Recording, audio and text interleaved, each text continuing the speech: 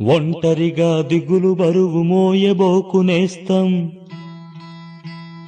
మౌనం చూపిస్తుందా సమస్యలకు మార్గం.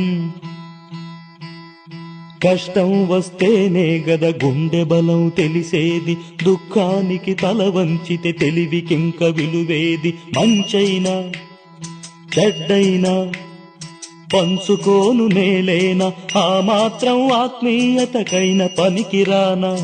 ఎవ్వరితో ఏ మాత్రం పంచుకోను వీలులేని అంతటి ఏకాంతమైన చింతలేమిటండి.